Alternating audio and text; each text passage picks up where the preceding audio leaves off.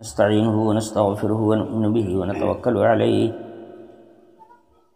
ونعوذ بالله من شرور أنفسنا ومن سيئات أعمالنا من يهده الله فلا مضل له ومن يضلله فلا هادي له ونشهد أن لا إله إلا الله وحده لا شريك له ونشهد أن سيدنا ومولانا محمدا عبده ورسوله أرسله إلى الناس كافة بشيرا ونذيرا وداعيا إلى الله بإذنه وسراجا منيرا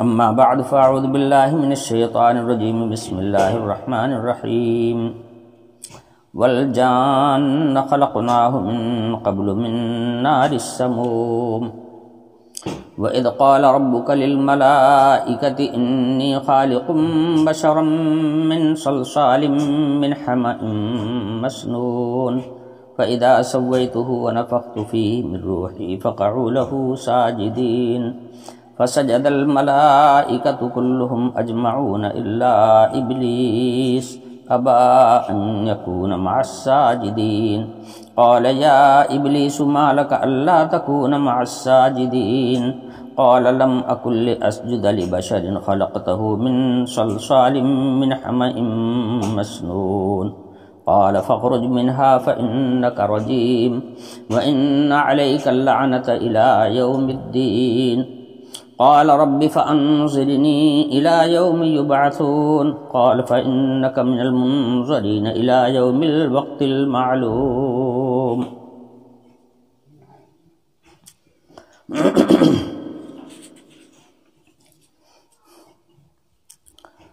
پچھلی آیت میں عرض کیا گیا تھا حق تعالی شانہ کا ارشاد مبارک کہ پروردگار عالم نے ارشاد فرمایا کہ ہم نے انسان کو سنی ہوئی سڑی مٹی کے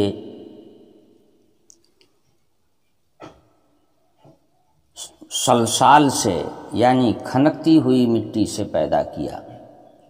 اس کا مطلب بیان کر چکا ہوں کہ پہلے وہ سڑی ہوئی اور سنی ہوئی گارا جیسی کیچڑ تھی، پھر اس کو سکھایا گیا اور وہ سلسال بن گئی، یعنی پتلا تیار کرنے کے بعد اس کو خشک رکھ دیا گیا اور ہوائیں چلتی رہیں، سورج کی کرنیں پڑتی رہیں اور پھر وہ خشک ہو گیا، یہاں تک کہ ایسا پک گیا جیسے کمہار کا گھڑا پک جاتا ہے اور اس کو ٹھونکا جائے تو اس میں کھن کھن کی آواز آتی ہے۔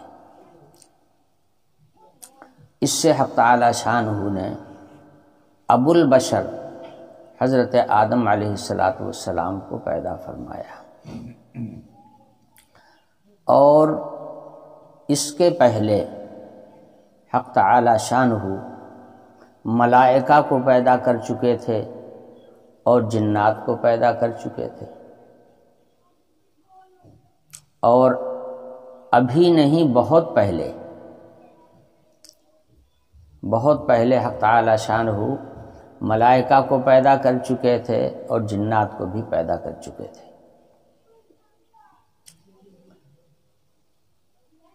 جنات کی پیدائش اس زمینی کائنات کو بنانے سے پہلے ہو چکی تھی۔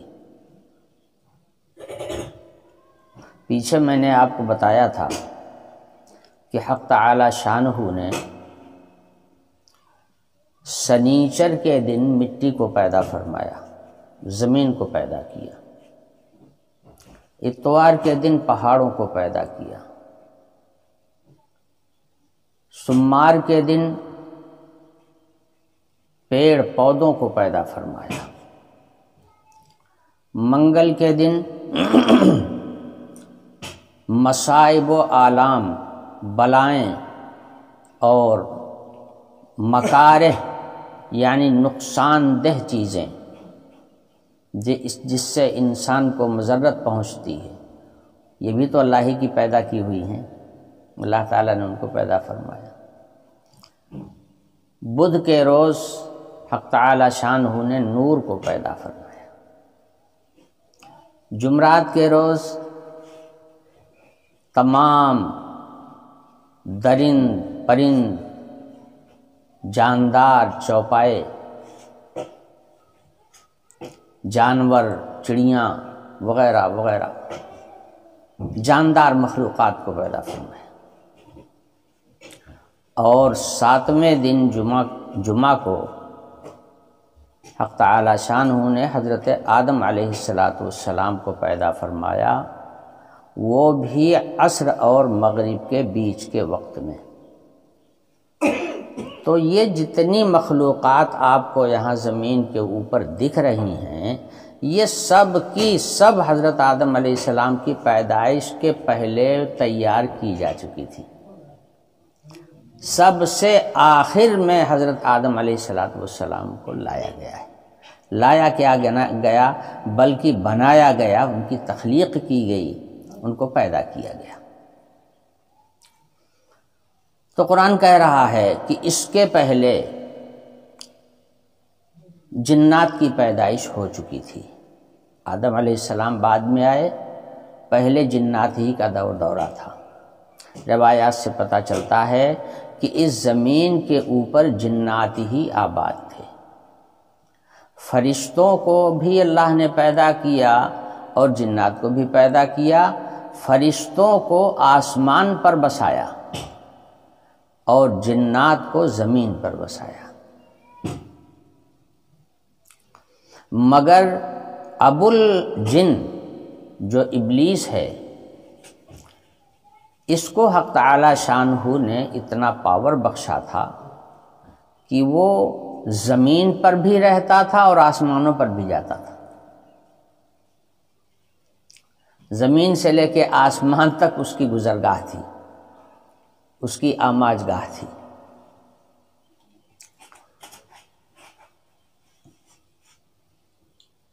پہلے جنات کا ہی دورہ تھا پوری زمین پر۔ ایک بات یہ بھی ذہن میں رکھیں کہ فرشتوں کو حق تعالی شانہ نے نور سے پیدا کیا تھا۔ اسی وجہ سے فرشتوں کے اندر نافرمانی کا جذبہ ہی نہیں پایا جاتا۔ لا یعصون اللہ ما امرہم ویفعلون ما یؤمرون۔ فرشتے ایسے ہیں کہ وہ اللہ کی نافرمانی کرنا جانتے ہی نہیں، جو حکم ملا اسی پر کاربند رہتے ہیں، اسی کے تعمیل میں لگے رہتے ہیں۔ نافرمانی اور بغاوت یہ ان کے خمیر سے باہر ہے۔ مگر جنات کی پیدائش ہوئی ہے آگ سے، اور آگ جانتے ہیں آپ کہ بھڑکنے والی چیز ہے۔ دوسری بات یہ ہے کہ آگ سے جو مخلوق پیدا ہوئی ہے اس کے اندر آگ کی صفات بھی پائی جاتی ہے۔ مٹی سے جو مخلوق پیدا ہوگی مٹی کی صفات اس کے اندر پائی جائیں گی، نور سے جو مخلوق پیدا ہوگی نور کی صفات پائی جائیں گی۔ تو جنات کو بنایا گیا آگ سے۔ آگ کی ایک خصوصیت یہ ہے کہ وہ ہر چیز پر غالب آ جاتی ہے، جو چیز بھی اس کے سامنے پڑ جائے اس کو وہ بھسم کر دیتی ہے۔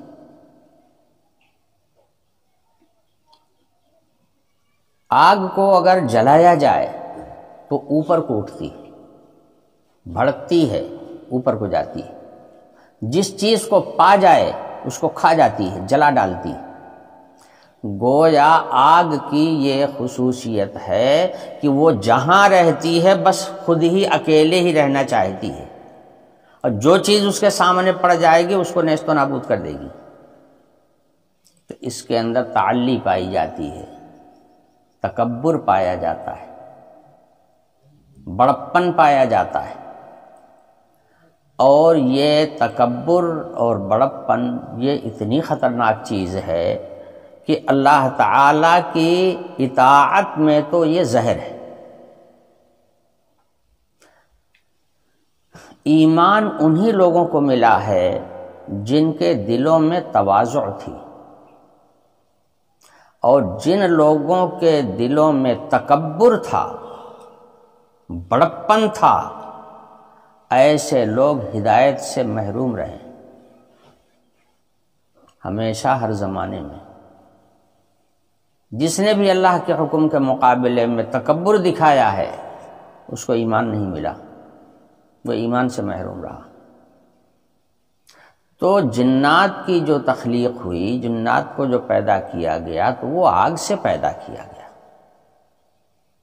تعلی تھی۔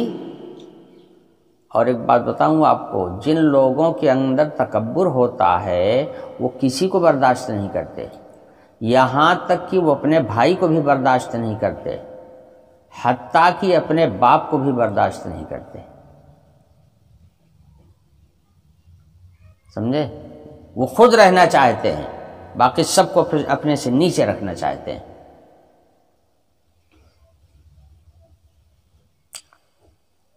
کسریٰ بادشاہ تھا، اس کی حکومت زمین کے اکثر حصے پر تھی۔ رومیوں کی حکومت اتنی بڑی نہیں تھی جتنی بڑی حکومت کسریٰ کی تھی، دنیا کے اکثر حصے پر وہ حکومت کر رہا تھا۔ اس کا بیٹا جو ہوا تو چونکہ وہ بھی متکبر تھا، اس لیے بیٹا جو تھا وہ بھی متکبر ہوا، بلکہ اس سے زیادہ متکبر ہوا۔ تو کسریٰ کے بیٹے نے کسریٰ کی حکومت پر اس کی زندگی میں ہی قبضہ کرنے کی خاطر اپنے باپ کو قتل کر ڈالا تھا، اور اس کا علم اس کو پہلے سے ہو گیا تھا کہ میرا بیٹا جو ہے وہ مجھے برداشت نہیں کر رہا ہے، وہ یہ چاہتا ہے کہ میری زندگی میں ہی وہ حکومت پر برسر اقتدار ہو جائے، تو اس کی جانب سے وہ خطرہ محسوس کرنے لگا تھا۔ اس کو میں پھر کسی موقع پر بتاؤں گا، اور اس کے پہلے شاید ایک آدھ دفعہ میں نے کچھ بتایا بھی ہے اس کے سلسلے میں، اس کی مستقل تاریخ ہے۔ میں یہاں صرف اتنا بتانا چاہتا ہوں کہ جو متکبر ہوتے ہیں ان کی کسی سے نہیں بنتی، وہ کسی کے نہیں ہوتے۔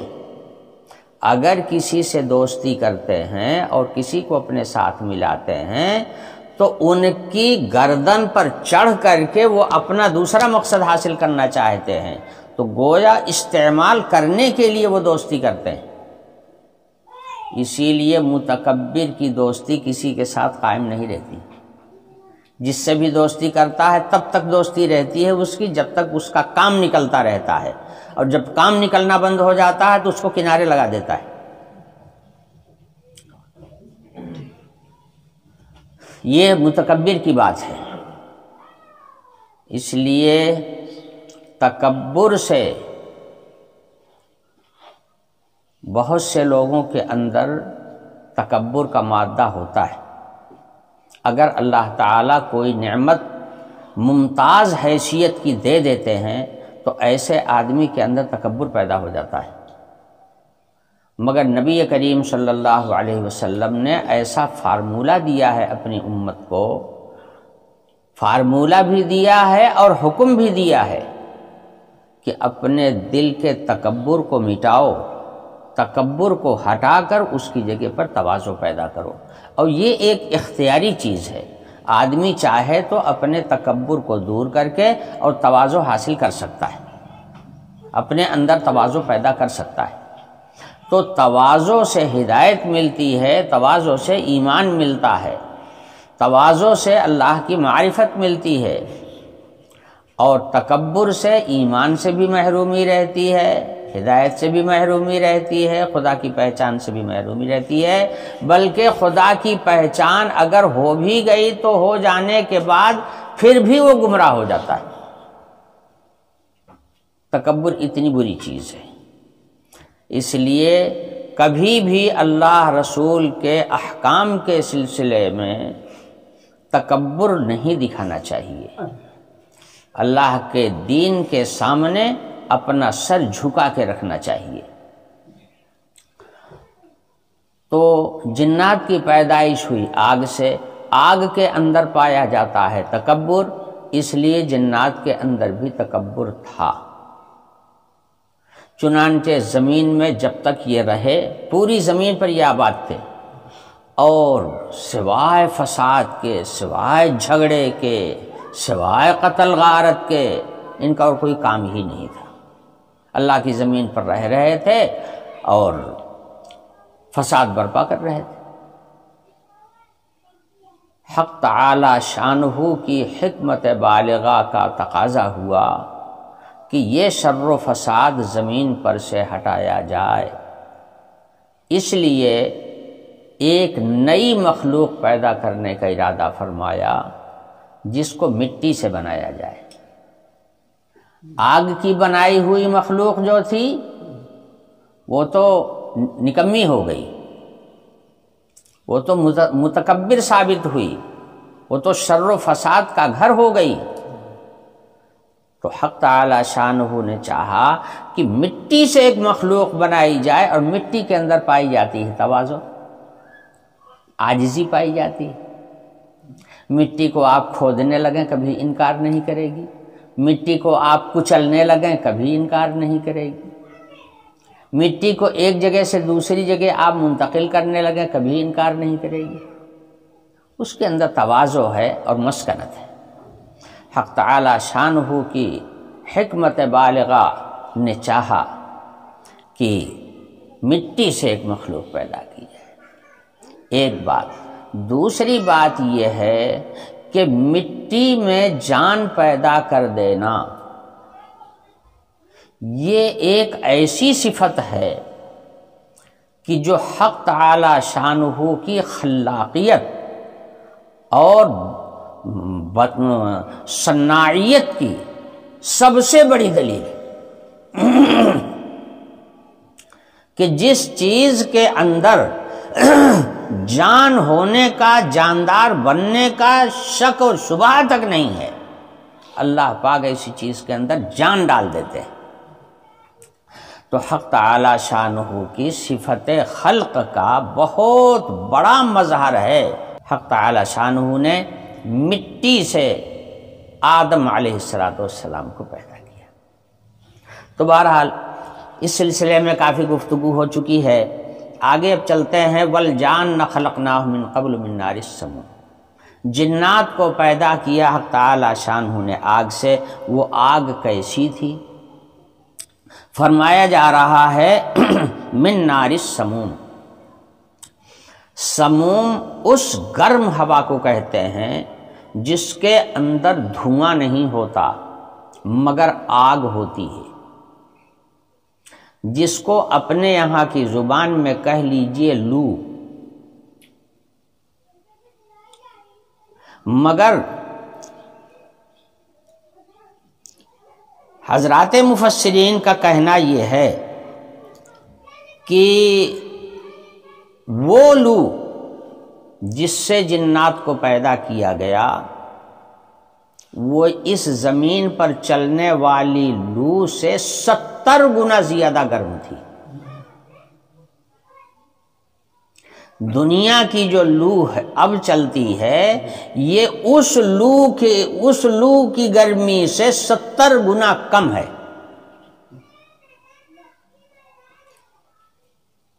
ایسی لو والی گرم ہوا سے یہ لو جو چلتی ہے نا، محققین کا کہنا یہ ہے کہ آسمان کے نیچے 2 طبقات ہیں۔ ایک طبقہ تو طبقہ زمہریر کہلاتا ہے، اور ایک طبقہ طبقہ نار کہلاتا ہے۔ طبقہ زمہریر میں تو صرف برف ہے، ٹھنڈک ہے، سمجھ لو کہ بس وہ اے سی ہے ساری کی ساری۔ اور ایک طبقہ آسمان کے نیچے طبقہ نار کا ہے، وہ آگ سے بھرا ہوا ہے، کوئی چیز وہاں پہنچے گی جل جائے گی۔ تو یہ لو کا جو مرکزی مقام ہے وہی آسمان کے نیچے ہے، اور آسمان کے نیچے اور اس آگ کے نیچے ایک پرت ہے جس کو کہتے ہیں حجاب۔ اس لو کا مرکز وہیں سے ہے، مرکز وہی ہے، وہاں سے یہ لو چلتی ہے۔ آپ جانتے ہیں کبھی کبھی لو چلتی ہے تو کھیتیاں جل جاتی ہیں۔ جس آدمی کو لو لگ جائے وہ آدمی مر جاتا ہے، اتنی تیزی ہوتی ہے اس کے اندر۔ اس میں دھواں نہیں ہوتا مگر آگ بھری ہوئی ہوتی ہے۔ اس آگ سے اللہ تعالی نے جنات کو پیدا کیا۔ ایک آیت میں فرمایا گیا من مارج من نار، وخلق الجان من مارج من نار۔ جنات کو اللہ تعالی نے پیدا فرمایا آگ کے اس حصے سے جس کے اندر دھواں نہیں ہوتا۔ آگ کا وہ شعلہ، وہ لپٹ جس کے اندر دھواں نہ ہو۔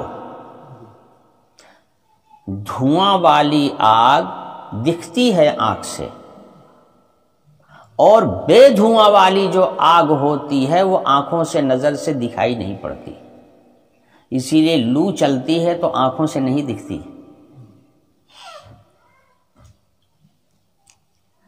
لکڑی کی آگ جلے گی آپ کو دکھے گی، اس کے اندر کثافت ہوتی ہے، اس کثافت کی وجہ سے یہ آنکھوں کو نظر آتی ہے۔ اور جو بے دھواں والی آگ ہوتی ہے وہ لطیف ہوتی ہے، اس کے اندر بہت لطافت ہوتی ہے، وہ لطافت کی وجہ سے آنکھ اس کا ادراک نہیں کر سکتی۔ یہ دو آیتیں یہاں پر فرمایا گیا کہ من نار السموم، ہم نے نار سموم سے پیدا کیا جنات کو۔ جنات نہیں بلکہ الجان، جان کے معنی آتے ہیں ابو الجن، جنات کا باپ۔ جیسے حضرت آدم علیہ السلام ابو البشر کہلاتے ہیں، سارے انسانوں کے باپ، ایسے ہی جان جو ہے وہ ابو الجن ہے، سارے جنات کا باپ ہے۔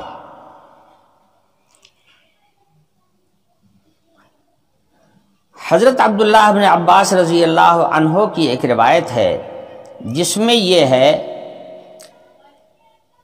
کہ حق تعالی شانہ نے ابلیس کو پیدا کیا ہے نار سموم سے۔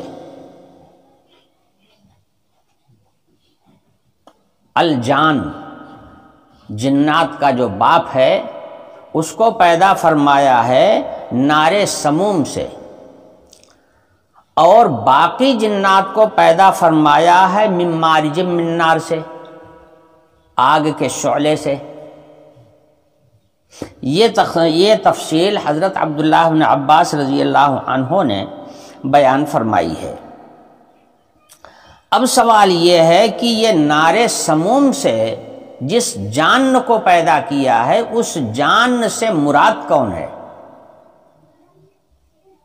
اس لیے کہ جنات کی ایک ہی قسم نہیں ہے، جنات کی کئی قسمیں ہیں۔ تو جو جان یہاں پر آیت میں بیان فرمایا گیا، اس جان سے مراد کون ہے؟ حضرت عبداللہ بن عباس رضی اللہ عنہ فرماتے ہیں کہ اس سے مراد ابلیس ہے۔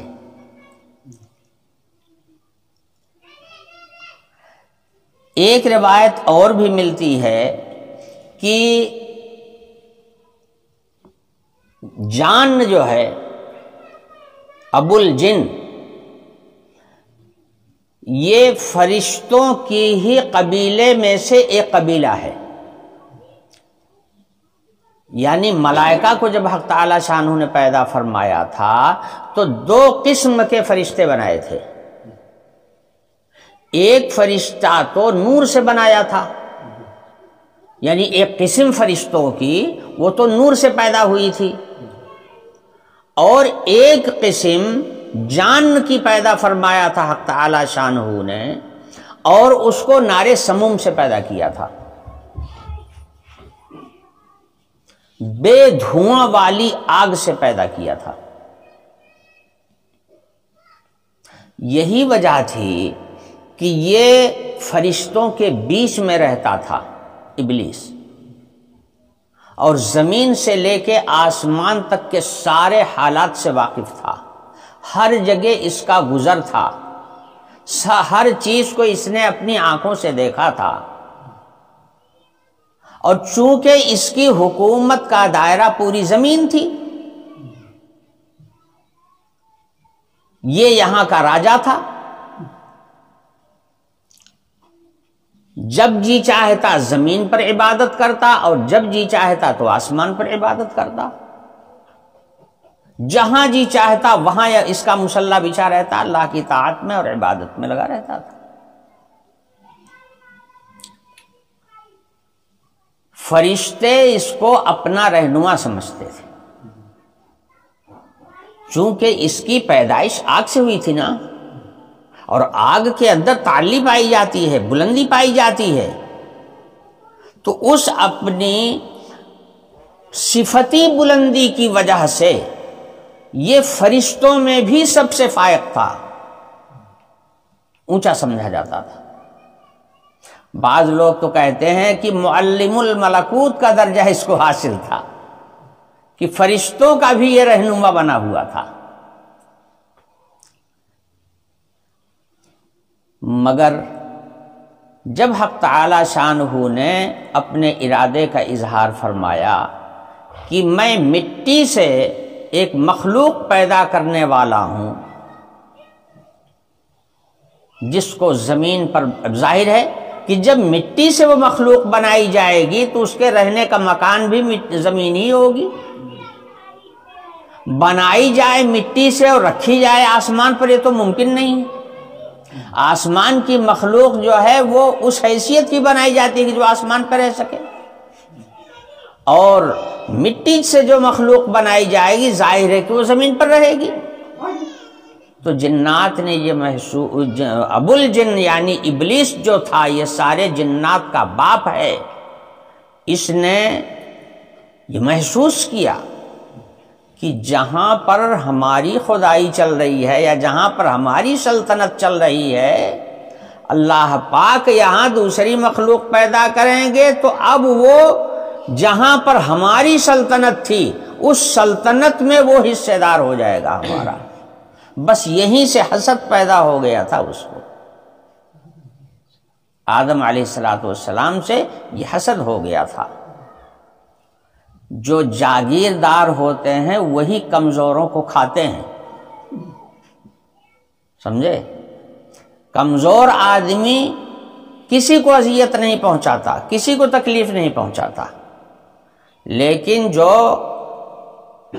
بڑے لوگ ہوتے ہیں جن کے اندر تکبر ہوتا ہے، جاگیردار ہوتے ہیں، وہ یہ چاہتے ہیں کہ جاگیر صرف میرے پاس رہے، باقی کسی کے پاس نہ رہے.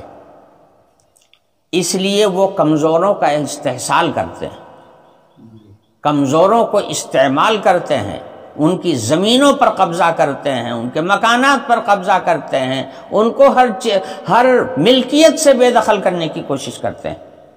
یہ تکبر کی وجہ سے ہوتا ہے، تعلی کی وجہ سے ہوتا ہے. تو اب جنات کو یہ خیال پیدا ہو گیا کہ جب پروردگار عالم زمین پر ایک مخلوق پیدا کریں گے، وہ بھی مٹی سے پیدا کریں گے، تو جہاں ہماری سلطنت ہے وہاں پر اس کی بھی سلطنت قائم ہو جائے گی. بس یہ حسد پیدا ہو گیا حضرت آدم علیہ السلام سے. یہ ایک مسئلہ یہاں پر اور بھی ہے. یہ جو نار سموم ہے، جب دن کو چلتی ہے تو اس کو سموم بولتے ہیں، اور جب یہ رات کو چلتی ہے تو اس کو عربی میں حرور بولتے ہیں، ہے وہی لو ہی۔ دن میں چلے تو سموم اور رات میں چلے تو حرور، اور بعض لوگوں نے اس کا برعکس بھی لکھا ہے۔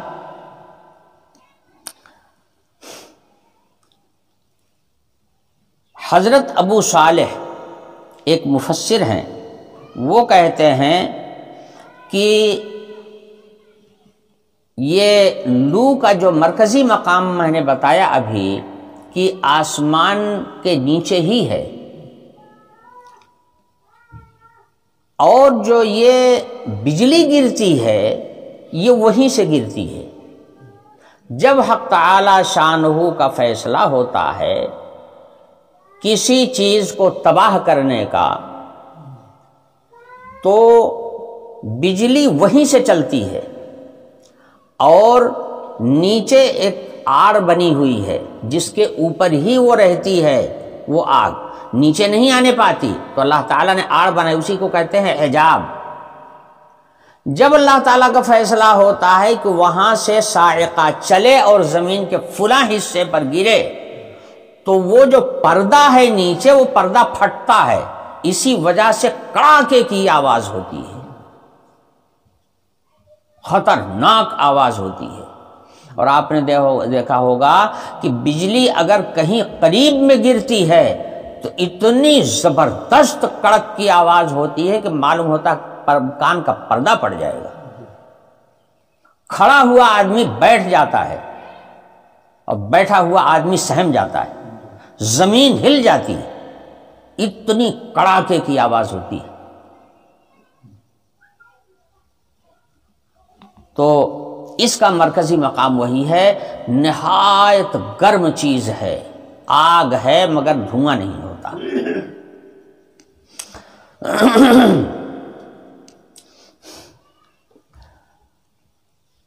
تو اس آگ سے حق تعالی شانہ نے ابو الجن یعنی ابلیس کو پیدا فرمایا۔ اب آگے ارشاد فرماتے ہیں وَإِذْ قَالَ رَبُّكَ لِلْمَلَائِكَةِ إِنِّي خَالِقٌ بَشَرًا مِّن صَلْصَالٍ مِّنْ حَمَإٍ مَّسْنُونٍ فَإِذَا سَوَّيْتُهُ وَنَفَخْتُ فِيهِ مِن رُّوحِي فَقَعُوا لَهُ سَاجِدِينَ۔ وہ وقت یاد کرنے کے قابل ہے جب حق تعالی شانہ نے فرشتوں سے فرمایا تھا کہ میں ایک بشر پیدا کرنے والا ہوں۔ بشر وہ مخلوق جس کے جسم کے اوپر کھلی ہوئی کھال ہوتی ہے۔ جتنے جانور ہیں آپ کو انسان جیسا جسم کسی اور کا نہیں ملے گا۔ ہر جاندار کو اللہ نے اس طرح پیدا کیا ہے کہ اس کی کھال کے اوپر بال پیدا کیے ہیں، پر پیدا کیے ہیں، ایسی ایسی چیزیں پیدا کی ہیں، اور انسان کی کھال کو ایک دم صاف رکھا ہے،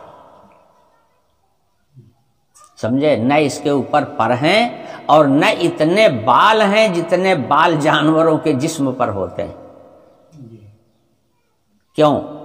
اس لیے کہ میں بشریت کی وجہ بیان کر رہا ہوں، اس کو بشر کیوں کہا گیا ہے۔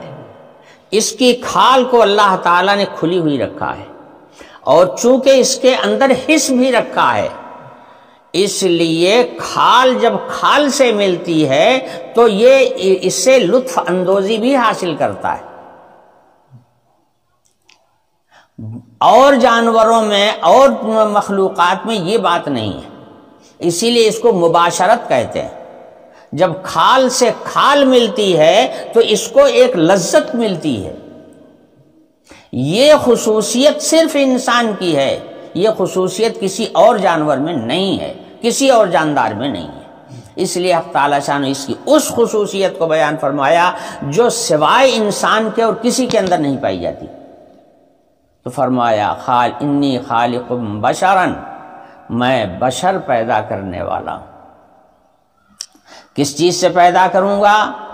اسی پانی کے کیچڑ کی مٹی سے پیدا کر کے سکھا کر کے کھنکھناتی مٹی بن جائے گی، اور اسی سے پیدا کروں گا، اسی سے انسان بناؤں گا، بشر بناؤں گا۔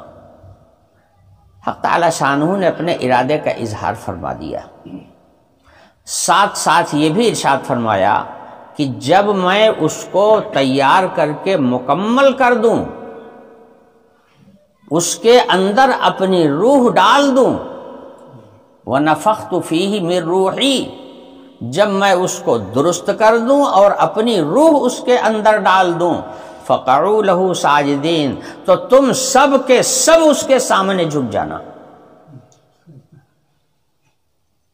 اس کے سامنے سجدہ ریز ہو جانا۔ پہلی بات وَنَفَخْتُ فِيهِ مِن رُوحِي، حق تعالی شانہ نے فرمایا کہ جب میں اس کے اندر اپنی روح ڈال دوں۔ اب اپنی روح کا مطلب کیا ہے؟ اس لیے کہ اگر حق تعالی شانہ اپنی روح کسی چیز کے اندر ڈال دیں گے تو وہ چیز تو اللہ بن جائے گی۔ اس معنی کے اعتبار سے جتنے انسان ہیں سب خدا ہو جائیں گے، اس لیے کہ اللہ کی روح پڑی ہوئی ہے سب کے اندر، جب سب کے اندر پڑی ہوئی ہے تو سب خدا ہو جائیں گے، ہے نا؟ اس کا مطلب مفسرین نے بیان فرمایا ہے کہ اس کا مطلب یہ نہ سمجھنا کہ رب العالمین جو کہہ رہے ہیں میری روح میں اپنی روح ڈال دوں گا، تو اپنی روح سے مراد یہ نہیں ہے کہ اپنی ذات کا کچھ حصہ ڈال دیں گے، بلکہ اس کا مطلب یہ ہے کہ وہ میری مخصوص قسم کی روح ہوگی، میری بنائی ہوئی ہوگی اور مخصوص قسم کی روح ہوگی، اور میری اس لیے کہا تاکہ اس کی کرامت اور اس کی عزت ثابت ہو جائے۔ جس چیز کی نسبت اللہ پاک کی طرف ہوتی ہے اس کے اندر کرامت پیدا ہو جاتی ہے، اعزاز اس کا بڑھ جاتا ہے، اس کا مرتبہ اور مقام بلند ہو جاتا ہے۔ حضرت عیسیٰ علیہ السلام کو اللہ پاک نے فرمایا کہ روح اللہ، میں نے اپنی روح مریم کے اندر ڈال دیا، اسی لیے حضرت عیسیٰ علیہ السلام کو روح اللہ کہا جاتا ہے، اللہ کی روح ہے۔ بیت اللہ کو، اللہ مسجدوں کو اللہ کا گھر کہا جاتا ہے، اور ساری مسجدوں کا اصلی مرکز جو ہے وہ خانہ کعبہ ہے، اس لیے اس کو بیت اللہ کہا جاتا ہے۔ مسجدوں کو مساجد اللہ کہا جاتا ہے، یہ سب اللہ کے گھر ہیں۔ تو کیا مطلب ہوا اللہ کا گھر ہونے کا؟ کیا اللہ میاں اس کے اندر رہتے ہیں، اس کے اندر سوتے ہیں اور جاگتے ہیں اور بیٹھتے ہیں؟ یہ مطلب تھوڑے ہے۔ اس کا مطلب یہ ہے کہ یہ بڑی مقدس مقامات ہیں، ان کے اوپر اللہ تعالیٰ کی خاص تجلیات کا نزول ہوتا ہے، اس لیے ان کا ادب کرو، ان کی تعظیم کرو، یہ بہت مقدس مقامات ہیں، یہ مطلب ہوتا ہے۔ مسجدیں اللہ کا گھر ہیں، کیا مطلب؟ مسجدیں بہت مقدس جگہیں ہیں، ان کا احترام ہونا چاہیے، تعظیم ہونی چاہیے، ادب ہونا چاہیے، سمجھے؟ بے ادبی اس کے ساتھ نہیں ہونی چاہیے، اسی لیے کوئی گندگی وہاں نہیں ہونی چاہیے۔ حدیث شریف میں فرمایا گیا کہ چھوٹے بچوں کو مسجد میں نہ جانے دیا کرو، پاگلوں کو مسجد میں مت جانے دیا کرو، اس لیے کہ ان کے جانے کے بعد میں بے حرمتی ہونے کا اندیشہ ہے۔ بھائی پاگل تو پاگل ہے، پاگل پن کا کام کر سکتا ہے، اور بچہ نادان ہوتا ہے، وہ وہاں نجاست بھی کر سکتا ہے، شور شغب بھی کر سکتا ہے، تو مسجدوں کے اندر شور شغب کرنا یہ بھی تو بے حرمتی ہے۔ مسجدوں میں اگر شور و شغب کیا جاتا ہے تو اس سے آدمی کی نیکیاں جل جاتی ہیں، جو پہلے سے کی ہوئی نیکیاں ہیں وہ بھی جل جاتی ہیں۔ تو یہ سارے احکام اسی لیے دیے گئے کہ یہ اللہ تعالیٰ کے بڑے مقدس مقامات ہیں، ان کی تعظیم ہونی چاہیے، ان کا اکرام ہونا چاہیے، اور بے ادبی اور گستاخی ان کے ساتھ میں نہیں ہونی چاہیے۔ تو اسی طرح سے جیسے بیت اللہ کو اللہ کا گھر کہا جاتا ہے، حضرت عیسیٰ علیہ السلام کو روح اللہ کہا جاتا ہے، ایسے ہی حضرت آدم علیہ السلام کے اندر جو روح ڈالی اس کو اللہ پاک نے فرمایا میری روح ہے۔ کیا مطلب؟ آدم سب کے نزدیک قابل احترام ہیں، قابل تعظیم و تکریم ہیں۔ ان کی تکریم کا تقاضا یہ ہے کہ جب یہ کھڑے ہو جائیں انسان ہو کر تو اے فرشتوں سب کے سب ان کے سامنے سجدہ ریز ہو جاؤ، سب کے سب ان کے سامنے سر جھکا دو، اس لیے کہ یہ میری خاص مخلوق ہیں جن کو میں نے اپنی خاص عنایت کے ساتھ پیدا کیا ہے، جھک جاؤ ان کے سامنے۔ فقعوا لہ ساجدین، جھک جانا ان کے سامنے۔ مفسرین میں سے بعض مفسرین نے کہا ہے کہ یہاں پر سجدہ کرنے سے مراد ہے جھک جانا، الانحناء عن القیام، کسی کے سامنے یوں جھک جانا جو ہے یہ مراد ہے، چونکہ یہ بھی پچھلے زمانے کا سجدہ ہے۔ تعظیم کے لیے یہی جھکنا جھکا جاتا ہے۔ اور بعض مفسرین نے کہا کہ نہیں، بلکہ جیسے نماز میں سجدہ کیا جاتا ہے ایسے ہی سجدہ کرنے کا اللہ پاک نے حکم دیا تھا، اور اس کی مثال ایسی ہی ہے جیسے نمازیوں کو بیت اللہ شریف کے طرف رخ کر کے سجدہ کرنے کا حکم دیا گیا ہے، ایسے ہی آدم علیہ السلام کو قبلہ سجدہ بنایا گیا اور آدم علیہ السلام کے سامنے سجدہ کرنے کا حکم دیا گیا۔ اب یہاں پر ایک سوال پیدا ہوتا ہے کہ آدم علیہ اللہ تعالی سجدہ جو ہے وہ تو صرف اللہ کے لیے ہے، اللہ کے علاوہ کسی کے لیے سجدہ ہے نہیں، تو پھر آدم علیہ السلام کے سامنے سجدہ کیوں کرایا جا رہا ہے؟ تو مفسرین نے لکھا ہے کہ سجدہ دو طرح کا ہوتا ہے، ایک ہوتا ہے سجدہ تعظیمی اور ایک ہوتا ہے سجدہ عبادت۔ تو یہ سجدہ سجدہ تعظیمی تھا، یہ سجدہ عبادت نہیں تھا۔ جیسے حضرت یوسف علیہ السلام کے 11 بھائی اور ان کے ماں اور باپ جب مصر میں حضرت یوسف علیہ السلام کے تخت کے سامنے پہنچے ہیں تو حضرت یوسف علیہ السلام کے سامنے سب سجدے میں گر گئے ہیں۔ تو حضرت یوسف علیہ السلام بھی پیغمبر، حضرت یعقوب علیہ السلام بھی پیغمبر، یہ پیغمبر لوگ ہیں، تو اگر سجدہ تعظیمی جائز نہ ہوتا تو آخر پیغمبر کیوں سجدہ کرتا؟ یعقوب علیہ السلام بھی تو پیغمبر تھے، کبھی سجدہ نہ کرتے، جس سے پتہ چلا کہ سجدہ اللہ کے علاوہ کسی کے سامنے کرنا جائز نہیں ہے، حرام ہے، لیکن اگر اللہ تعالی حکم دے دے تو جائز ہے، اللہ تعالیٰ اگر کہہ دیں تو جائز ہے، منع کر دیں تو ناجائز ہے۔ وہاں پر پیغمبر جو سجدہ کر رہا ہے وہ حکم الہی کی وجہ سے کر رہا ہے۔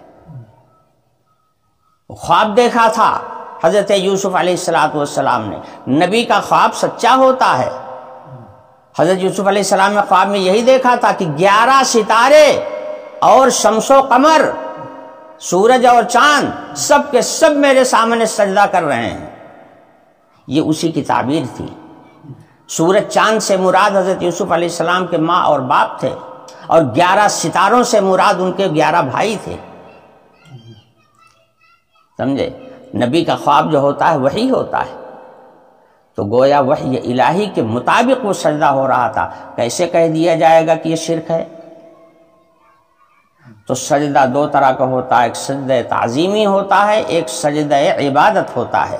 اب فرشتوں کو حضرت آدم علیہ السلام کے سامنے اللہ تعالیٰ نے سجدہ کرنے کا حکم دے دیا، اب یہ سجدہ لازم ہو گیا سب کے اوپر، ضروری ہو گیا کہ سجدہ کرو، مگر یہ سجدہ جو ہوگا آدم علیہ السلام کی تعظیم بڑھانے کے لیے ہوگا، مگر ہوگا اللہ کی عبادت کے لیے۔ سجدہ آدم کے سامنے ہوگا، عبادت اللہ کی ہوگی۔ جیسے مسلمان سجدہ کعبہ کی طرف کرتا ہے مگر عبادت اللہ کی کرتا ہے۔ جو کعبہ کی طرف جو سجدہ کیا جاتا ہے تو وہ اس لیے تھوڑے کیا جاتا ہے کہ کعبہ ہمارا معبود ہے، کعبہ کو معبود سمجھ کر کے نہیں سجدہ کیا جاتا، حکم الہی سمجھ کر کے سجدہ کیا جاتا ہے، سمجھے؟ اس لیے اس سجدہ تعظیمی کی اجازت پچھلے زمانے میں رہی ہے، اور اسی وجہ سے پچھلے زمانے کے جو بادشاہ ہوتے تھے ان کے یہاں یہ سجدہ تعظیمی کیا جاتا تھا، مگر حضور اکرم صلی اللہ علیہ وسلم نے اپنی امت کو اس درجے کی تعظیم کرنے سے لوگوں کو منع فرما دیا کہ اب اس امت کے لیے جائز نہیں ہے کہ کسی کی تعظیم اتنی کرے کہ اس کے سامنے سجدہ کر لے، مگر اگر وہ تعظیم کی نیت سے سجدہ کرتا ہے، عبادت کی نیت سے نہیں کرتا تو مشرک نہیں ہوگا، اور اگر اس کو معبود سمجھ کر کے سجدہ کرے گا تو مشرک ہو جائے گا۔ یہ تفصیل ہو جائے گی دونوں کے درمیان میں۔ اور میں نے بتایا کہ جب اللہ کے علاوہ کسی کے لیے سجدہ روا نہیں ہے، لیکن اگر وہ حکم دے دے تو سجدہ کرنا لازم ہو جاتا ہے۔ اچھا، اب دیکھیے، فرشتوں کی تخلیق نور سے ہوئی ہے، وہ تابع دار ہے۔ جنات کی، ابلیس کی تخلیق نار سے ہوئی، آگ سے ہوئی، آگ کے اندر تکبر اور تعلی پائی جاتی ہے۔ اب یہ دیکھو مسئلہ آ گیا موڑ پر، چوراہے پر کھڑا ہو گیا، اللہ تعالیٰ نے حکم دیا سب کو سجدہ کرو، سارے فرشتے سجدے میں چلے گئے۔ ابلیس نے کہا کہ یہ کیسے ہو سکتا ہے، سجدہ سوائے اللہ کے کسی کے لیے جائز ہی نہیں ہے، پھر میں آدم کے سامنے سجدہ کیسے کروں؟ ظالم نے یہ نہیں سوچا کہ اللہ کے لیے سجدہ نہیں ہے، لیکن اگر اللہ حکم دے دے تو تب بھی کہو گے کہ نہیں ہے۔ ارے بھائی، دین تو ہمارا سارا اللہ کا دیا ہوا ہے نا، جو اللہ کہہ دیں وہی دین ہے۔ تو سجدہ سے منع کر دیا تو ممنوع ہے، لیکن اگر وہ حکم دے دے کہ نہیں ان کے سامنے سجدہ کرو تو اب تو ضروری ہو گیا، ایمان کا حصہ بن گیا کہ سجدہ کرو۔ یہی غلطی ہوئی ہے ابلیس سے۔ ابلیس نے یہی کہا تھا کہ نہ، یہ کیسے ہو سکتا ہے، اللہ کے علاوہ کسی کے لیے سجدہ ہے ہی نہیں، تو ہم آدم کے سامنے کیوں سجدہ کریں؟ کہنے کے لیے تو یہ بات تھی، مگر دل میں حسد کام کر رہا تھا، دل کے اندر حسد بھرا ہوا تھا۔ یہ مٹی سے بنا ہوا انسان اور میں آگ سے بنا ہوا، آگ بلند ہوتی ہے، اونچی ہوتی ہے،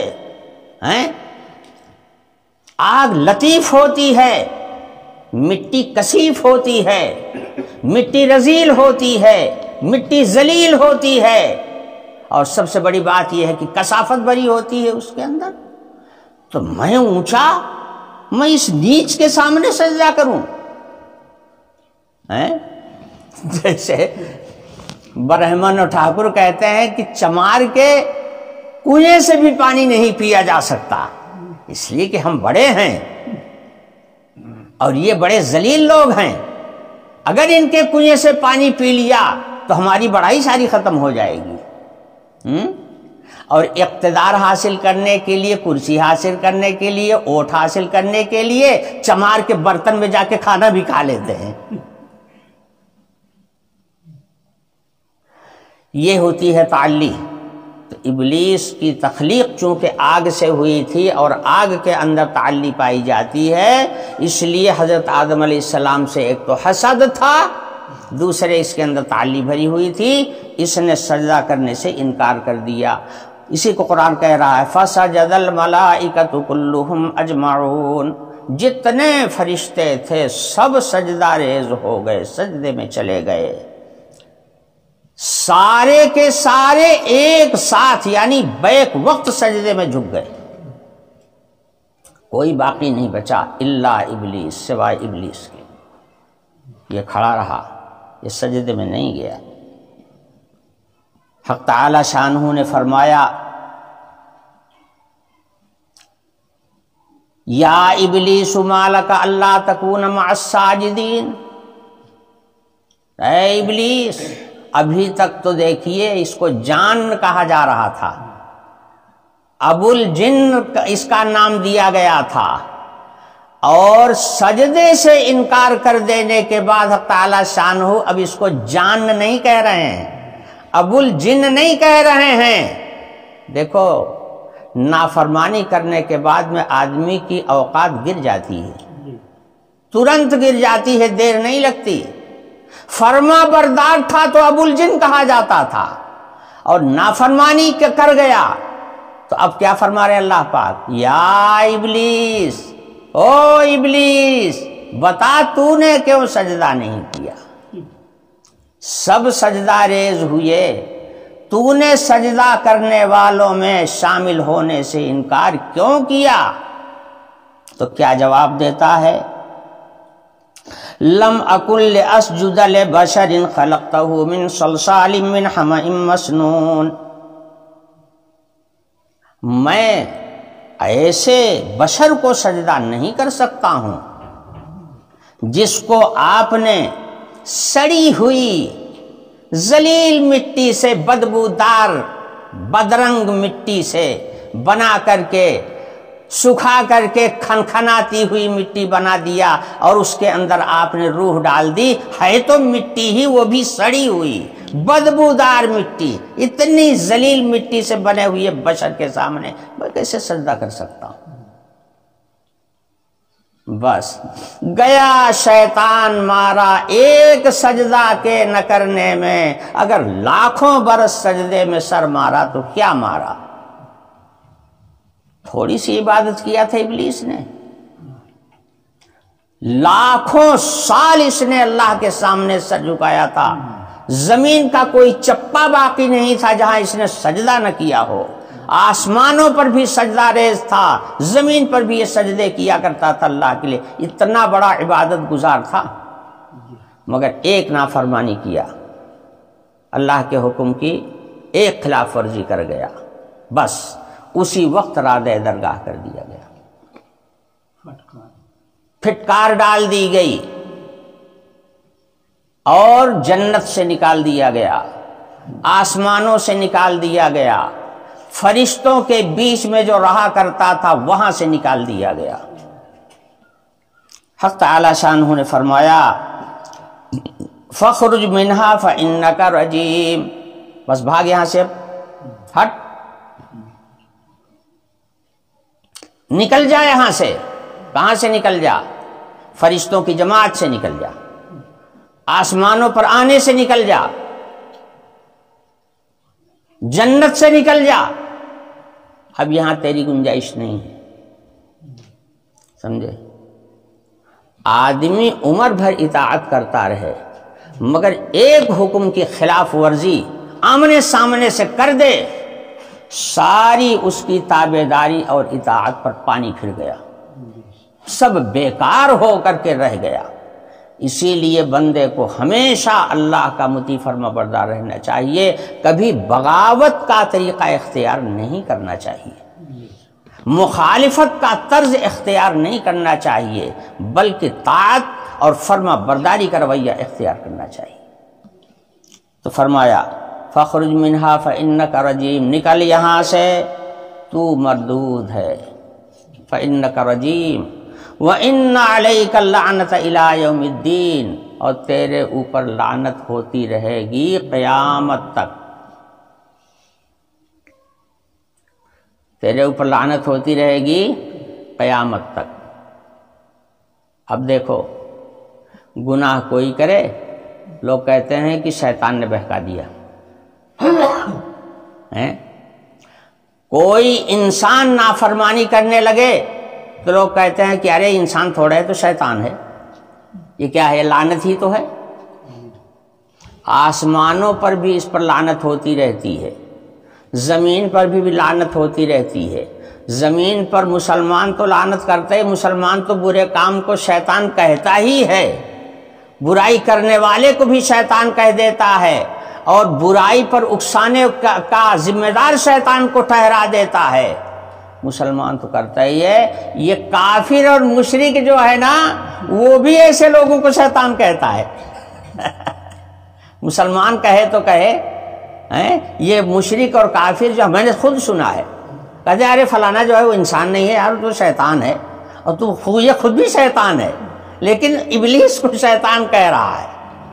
یہی ہے لعنت کہ ہمیشہ برائی کا ذمہ دار اس شیطان کو ٹھہرایا جاتا رہا ہے، آسمانوں پر بھی زمین پر بھی، اور یہ سلسلہ چلتا رہے گا قیامت تک، ہمیشہ اس پر لعنت کی جاتی رہے گی۔ البتہ اس کے پہلے جو اس نے اتنی فرما برداریاں کیا تھا، اس کا صلہ اس کو یہ ملے گا کہ اللہ تعالیٰ اس کو قیامت کے پہلے عذاب نہیں دیں گے۔ تو اللہ کی عبادت جو کیا تھا وہ رائگاں نہیں گئی، وہ خالی نہیں گئی۔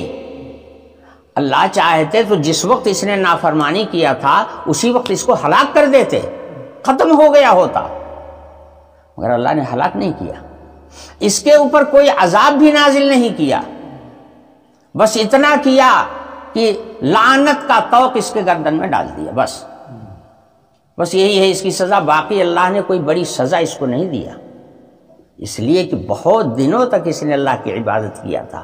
یہ اس کا صلہ ہے، ملا ہے اس کو کہ اللہ نے عذاب نہیں دیا، سمجھے؟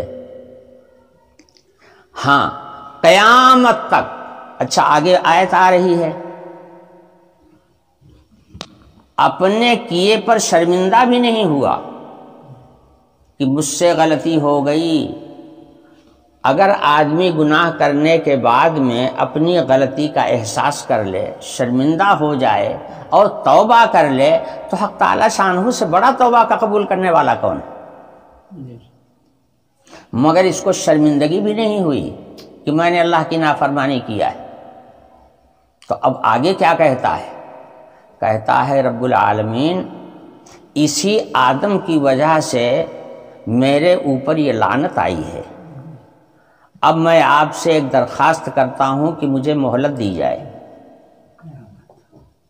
مجھے مہلت دی جائے، میں اس کو بہکاؤں گا، جیسے یہ میرے لیے جنت سے نکلنے کا سبب بنا ہے، ایسی میں اس کو اور اس کی اولاد کو جنت میں آنے سے روکوں گا۔ اس کا مجھے سرٹیفکیٹ چاہیے، اس کا لائسنس ہم کو چاہیے، یہی ایک لائسنس مجھ کو دے دیا جائے۔ رب العالمین نے فرمایا جا لے جا، لائسنس بھی لے جا۔ لائسنس بھی دے دیا گمراہ کرنے کا۔ حکومتیں کہتی ہیں کہ شراب پینا جائز نہیں ہے، جو شرابی پکڑا جائے اس کو مارا جائے، اس کو لا کے جیل میں بند کر دیا جائے، اور جب وہی شراب کھانے والا جاتا ہے حکومت کے پاس کہ ہم کو لائسنس چاہیے، میں شراب بیچوں گا، تو لائسنس بھی دے دیا جاتا ہے۔ ارے بھائی اگر شراب پہ پابندی لگانا ہے تو لائسنس پہ پابندی لگاؤ نا، ادھر لائسنس دے رہے ہو ادھر کہتے ہو کہ شراب مت پیو، یہ کیسے ہو سکتا ہے؟ تو ابلیس نے اللہ تعالیٰ کی نافرمانی کی اللہ نے جنت سے نکالا اور اس کے بعد آدم کو بہکانے کے لیے لائسن مانگا تو اللہ تعالیٰ نے لائسن بھی دے دیا۔ اس نے کہا فانظرنی الی یوم یبعثون، مجھے اتنے دن کی مہلت دیجئے کہ جس دن آپ لوگوں کو دوبارہ زندہ کر کے اٹھائیں گے، اتنا دن کے لیے مہلت چاہیے۔ لے مہلت بھی لے رہا ہے تو کتنی بڑی، اتنی بڑی کہ جب تک دنیا رہے گی تب تک ابلیس رہے گا زندہ۔ مہلت کا مطلب یہ ہے کہ اب اس کو موت نہیں آئے گی، وہ رہے گا۔ موت کب آئے گی؟ جب اس روئے زمین پر انسان کا ایک گھر بھی نہیں رہ جائے گا تب اس کو موت آئے گی، یعنی نفخہ اولا کے بعد۔ پہلا سور جب پھونکا جائے گا تو اس کے بعد اس کی موت آئے گی، اس کے پہلے اس کی موت نہیں آئے گی، رہے گا۔ اب ماشاءاللہ چل رہا ہے، پھر رہا ہے اپنا۔ ایک بزرگ سے ملاقات ہو گئی اس کی، اور ایک میدان میں آرام کے ساتھ سو رہا تھا۔ ان بزرگ نے دیکھا تو پہچان لیا کہ یہ تو ابلیس ہے۔ تو انہوں نے پوچھا کہ کیوں بھائی، تم اتنے آرام کی نیند سو رہے ہو، تمہارا کام کون کرے گا؟ لوگوں کو بہکانے والا، لوگوں سے گناہ کرانے والا کام جو تمہارا ہے اس کو کون کرے گا؟ تم تو یہاں سو رہے ہو۔ اس نے کہا کہ میرے چیلے چاپڑ اتنے تیار ہو گئے ہیں کہ مجھ کو ضرورت نہیں ہے۔ قرآن پاک میں ارشاد فرمایا گیا کہ شیاطین دو قسم کے ہیں، انسان بھی شیطان ہوتے ہیں اور جنات بھی شیطان ہوتا ہے۔ جناتوں میں بھی شیطان ہیں اور انسانوں میں بھی شیطان ہیں۔ بعض لوگوں نے یہ بھی تفصیل بتائی ہے کہ ابلیس یہ کافر ہے، سمجھے، اور اس کی اولادیں جتنی ہیں وہ بھی سب کافر ہیں، مگر یہ رہیں گے قیامت تک، ان کو موت نہیں آتی۔ اور باقی جو جن ہیں وہ مسلمان ہوتے ہیں،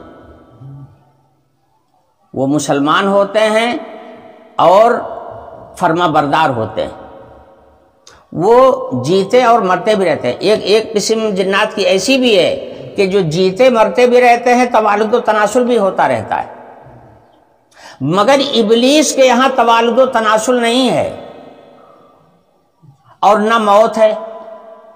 یہ رہیں گے وہاں تک، چلتے رہیں گے قیامت تک، اور باقی جن جو ہیں وہ مرتے جیتے بھی رہتے ہیں، ان کے یہاں توالد و تناسل بھی رہتا ہے۔ بلکہ بعض مفسرین نے جنات کی ایک قسم ایسی بھی لکھی ہے کہ جو کھاتے پیتے بھی ہیں، ایسے بھی ہیں جنات میں۔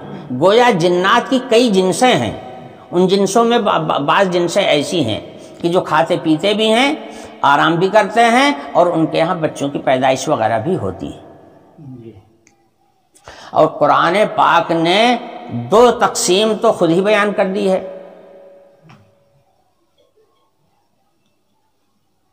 وَكَذَلِكَ جَعَلْنَا لِكُلِّ نَبِيٍّ عَدُوًّا شَيَاطِينَ الْإِنسِ وَالْجِنِّ، ہم نے ہر نبی کے زمانے میں دو قسم کے شیطان پیدا کیے تھے، کچھ شیطان جنات میں سے تھے اور کچھ شیطان انسان میں سے تھے۔ انسان بھی شیطان ہوتا ہے، جو شیطنت کا کام کرے وہی شیطان ہے، چاہے انسان ہو اور چاہے جنات۔ تو اس نے کہا انظرنی الی یوم یبعثون، قیامت تک کے لیے مجھے مہلت دی جائے۔ قال فإنک من المنظرین الی یوم الوقت المعلوم، ٹھیک ہے تم کو مہلت دے دی گئی وقت معلوم تک، وقت مقرر تک۔ وہ وقت مقرر کون سا ہے؟ قیامت کا دن۔ مہلت ملی ہوئی ہے اور وہ اپنے کام میں لگا ہوا ہے۔ بیچارے سے ایک ہی غلطی ہوئی تھی کہ اس نے اپنے گناہ کا احساس نہیں کیا۔ اگر وہ شرمندہ ہو گیا ہوتا اپنے گناہ پر اور محسوس کر لیا ہوتا اور اللہ سے اس نے توبہ کر لیا ہوتا تو یقیناً اس کا گناہ بخش دیا جاتا۔ ایک دفعہ ابلیس کی ملاقات حضرت موسیٰ علیہ السلام سے ہوئی تو موسیٰ علیہ السلام پہچان گئے اس کو، پیغمبر تھے۔ فرمایا کہ ابلیس، آخر تو نے لاکھوں برس سجدے کیے تھے، کتنی تو نے عبادت کی تھی، آخر ایک نافرمانی کر کے تو رانے درگاہ ہو گیا، تو نے توبہ کیوں نہیں کر لیا؟ اللہ تعالیٰ کے ہاں تو ایک راستہ توبہ کا بھی ہے نا، تو نے توبہ کیوں نہیں کر لیا؟ توبہ کر لیا ہوتا تو بھی بخشا جاتا۔ تو ابلیس نے کہا توبہ کیسے کروں، میری توبہ سنتے ہی نہیں ہیں، اللہ تعالیٰ جو ہیں وہ میری توبہ قبول ہی نہیں کرتے ہیں، میں توبہ کروں کیسے؟ حضرت موسیٰ علیہ السلام نے کہا کہ نہیں، وہ تو سب کی توبہ قبول کرتے ہیں، تیری بھی توبہ قبول کریں گے، تو کر تو صحیح۔ اس نے کہا وہ میری توبہ نہیں قبول کریں گے۔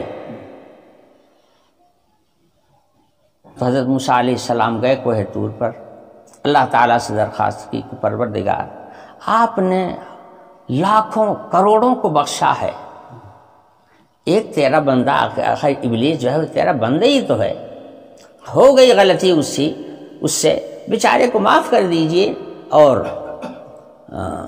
اس کو بخش دیجئے۔ حضرت موسیٰ علیہ پیغمبر بہت نرم دل ہوتے ہیں۔ حق تعالی شانہ نے فرمایا موسیٰ تم یہ چاہتے ہو کہ میں اس کی بخشش کر دوں تو جاؤ کہہ دو کہ وہ توبہ کرے۔ تو حضرت موسیٰ علیہ السلام نے پوچھا کہ اس کی توبہ کس طرح سے ہوگی، کیسے توبہ کرے، وہ بغیر آپ کے بتائے ہوئے کیا جانیں گے، توبہ کیسے کرے؟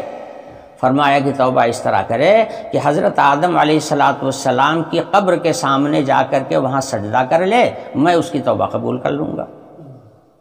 حضرت موسیٰ علیہ السلام آئے، بتایا کہ بہت آسان ہے، اللہ تیری توبہ قبول کر لیں گے، جا حضرت آدم علیہ السلام کی قبر پر کھڑے ہو کر کے ان کے سامنے سجدہ کر لے، تیری توبہ قبول ہو جائے گی۔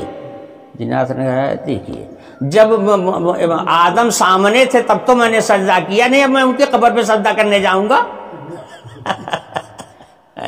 دیکھو جب اللہ کی لعنت ہوتی ہے کسی کے اوپر تو اس طرح سے ہوتی ہے کہ ہدایت کا رستہ اس کی سمجھ میں نہیں آتا۔ اللہ حفاظت فرمائے ہماری اور آپ کی، سب کی اور تمام مسلمانوں کی۔ اللہ اپنی سرکشی اور اپنی بغاوت سے ہم سب کی حفاظت فرمائے۔ وآخر دعوانا الحمدللہ رب العالمین۔